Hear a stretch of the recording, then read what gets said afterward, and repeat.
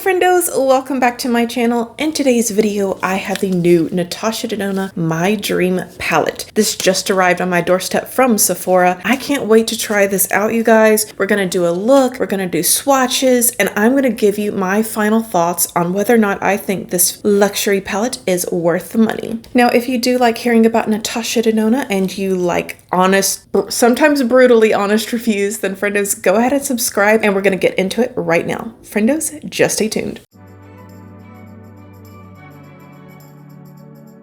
So friendos, check out this gorgeous packaging. It's a nice solid peach shade with, it looks like black splattered paint. And then of course it has My Dream palette written across the front. And inside, oh my God, look at this loveliness. This color story really does speak to me. I can't wait to do a look with this. But first, let's head to Sephora so I can give you all the juicy details. So I'm on Sephora right now doing the deep dive investigation, and it turns out this is an eyeshadow palette that includes a captivating constellation of shades inspired by the elements of life that illuminated and intensified Natasha's creative vision. My Dream eyeshadow palette contains 2 of Natasha's favorite existing shades. It also introduces 13 brand new shades, including a vibrant multi-chrome and a high-impact foil finish, and 2 sparkling duochromes that can also be worn as toppers. Whether she's wearing her signature smoky cat eye or elevated evening glam, these are the shades and formulas Natasha loves most, all woven into an ultra-wearable color story that's perfect for everyone. Okay, let me see if I can figure out which 2 are existing. So now rumor has it, Blackest Black and Serenity are going to be our repeat shades, although I do believe they have been renamed. So, shall we get into swatching, friendos? So we're going to start out on my hand today. Going in with Blackest Black. This feels so creamy, you guys. Oh my goodness. It didn't swatch that pigmented, but that doesn't mean that it can't be built up. Then we have Aspiration. That one too feels really smooth. Serenity. That one brought its A game from the get-go. Then we have Carpe Diem, which means seize the carpet. My sister says that I've got that wrong. What? Can someone confirm or deny? Then we have Babies. Ooh, that's very pretty. Like a really nice rose gold. And that's our first row. Friendos, this one is so vampy, so gorgeous in the pan. We are looking at Instinct. Ooh, look at that nice rich berry. Next up, we have Thrill. She's a little bit more, I'm not really sure if that's sheer or not, or if it's just a very light shade. Still dazzling. Okay, and then Unity. That one too is light. Let's see. Still, this one right here reminds me of a shade that I hate. Do you remember what palette it's from? I think it's from Zendo. And it just got hard pan, but I have the feeling this one is going to be a little bit better formulated. It feels nicer just from that swatch. Okay, now we have Risk. Ooh. So that one is very much a satin finish. I was expecting it to be a little bit more sparkly. Now the one that I am the most excited for, we have Invention. Ooh, so pretty. This one has to be a duochrome. Yeah, look at that beautiful peach, orangey, pinky shift. Stunning. Now, friendos, for the last row. Okay, I'm already stunned. I shouldn't have looked at my finger. This is Vision. Check out that, you guys. Gorgeous duochrome, pink to green. Loving it. It has a slightly lavender shift in there as well. Now we have Edgy. Ooh, that one didn't swatch as good. There we go. So that looks like it's slightly darker than Instinct. Then we have Spontaneous. Ooh, check out that champagne satin finish. It's like molten metal. Then we have Nurture. That one I would say is a true matte taupe. And lastly, we have Famiglia, which I guess in Italian, do you pronounce it the same way? Famiglia. So I assume it's supposed to be pronounced in Italian since all of her products are made in Italy. So far, guys, I am really impressed with these swatches. I'm really intrigued by this color story more so than really any of the other palettes that she's released probably over the last year and a half, just because I feel like I'm going to be able to create a myriad of looks with all of these shades. All right, so what do you guys say we zoom you all in and let's get started with a look. So I'm going to start out today's look on a River 14. We are going in with the shade Carpe Diem.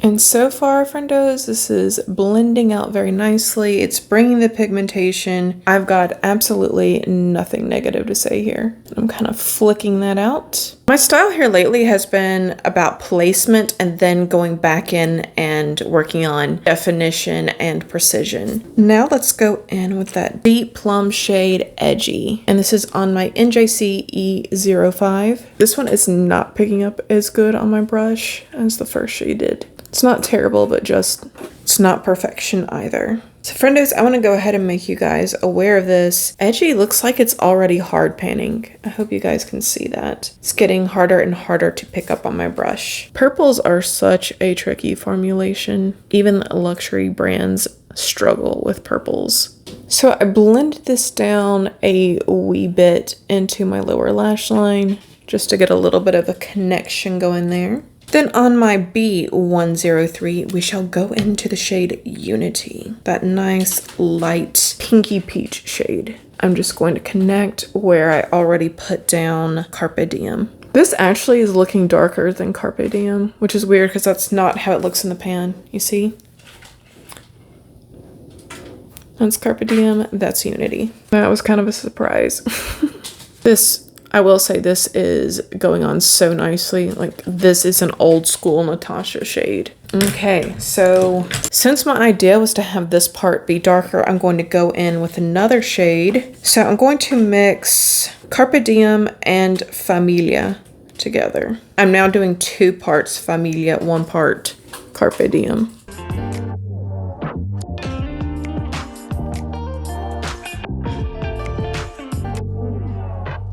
Okay, so what say ye that we try out Blackest Black? And this is on my Unit 201 brush. You guys, these brushes are not a bad deal from Beautylish. Wow, this is way blacker than what I was expecting. From that swatch, I thought we were going to see a little bit of a charcoal gray action, but no. It really is dark black. I'm having to work to kind of get it to line it up some. This is absolutely one of those black eyeshadow to eyeliner shades. Okay, so we're gonna clean this up, but nextly I want to go in with Invention. I'm actually having trouble picking up Invention on my brushes, and I'm trying both synthetic and natural hair. I don't really know what's going on here. So this one is synthetic. You guys can see I've barely gotten anything, like just a wee little bit. I have an old school Natasha, which I believe is natural fibers. Okay, this one's picking up a little bit better. So we're gonna stick with this. I usually like to show you guys 1 time without wetting my brush at all, and then 1 time with it sprayed.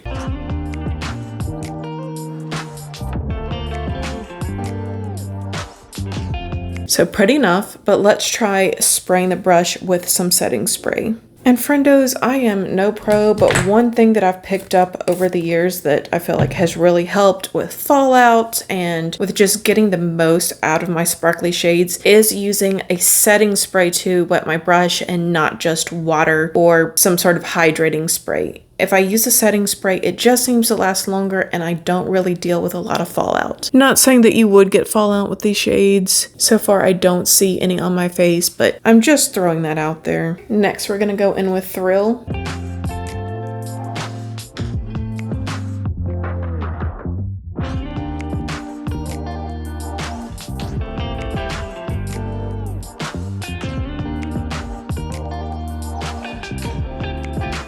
And I used the same brush, I just cleaned it off. So I'm impressed with this. Okay, I think we're getting somewhere, you guys. think we're getting somewhere. So now on my Refer 03, I'm gonna go back in with the black shade and just go over the outer corner of my eye and then give a little bit more definition over here. I wanna get really up and close to my lash line.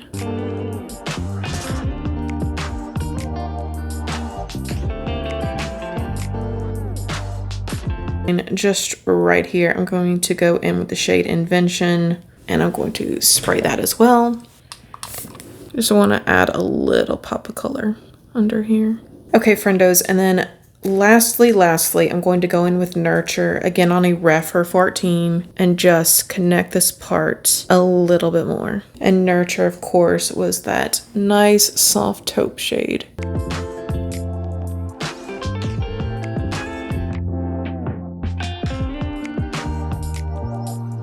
Then with a nice clean brush, I'm just going to go around the edges here. I really don't have a whole lot that needs to be brushed away, just to soften the edges just a tad.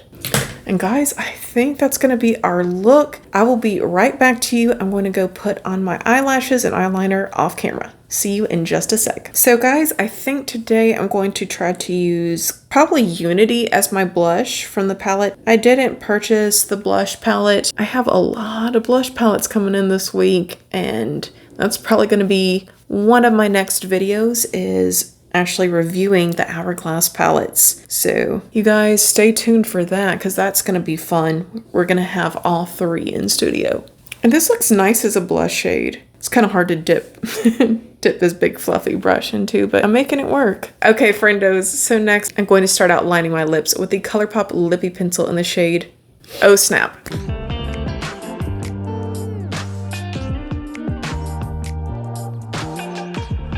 And then we'll go in with the Makeup by Mario Cozy Lip Cream in the shade Pinky Brown.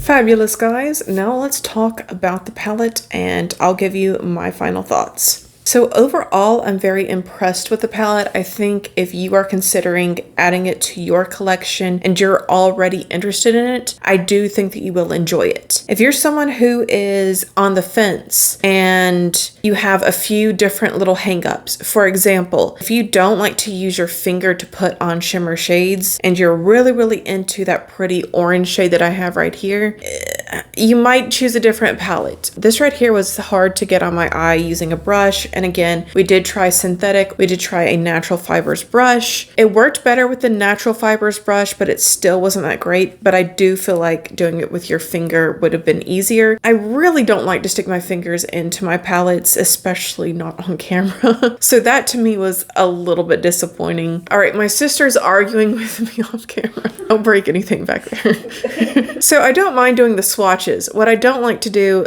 because I can't get real precision by doing it on my fat little fingies, I don't really like to use my fingers to apply eyeshadow. I like to use brushes so that I can get a little bit more precision on placement. So that's what I was trying to say. Everything else was really nice. That was a very nice black in the palette. So if you're looking for a deep, dark, rich black eyeshadow shade that also can be used as an eyeliner, that can be easily smoked out and blended, you ought to consider this palette. All I can say is that I'm really happy with it so far. But you guys know I always do a 2 looks 1 palette. That'll be coming up sometime next week. We can get more familiar with some of the other shades that I didn't use in my review today. Also worth noting that this palette was $69. These midi-sized palettes used to be $65, so she has gone up. Seems like everyone is though. So friendos, I hope you found this review helpful. Let me know if you are on the fence or if you feel like this one is just one that you're going to skip on. I always like to hear back from you guys because you all are very insightful and sometimes you guys surprise me with the factos that you throw at me. Thank you all so much for watching until the end. Please give this video a big ol' thumbs up if you enjoyed it. Subscribe if you have not done so already, because if not, we'll both have to live in the shadows of never knowing what could have been. Okay, guys, have a splendid rest of your day. Bye.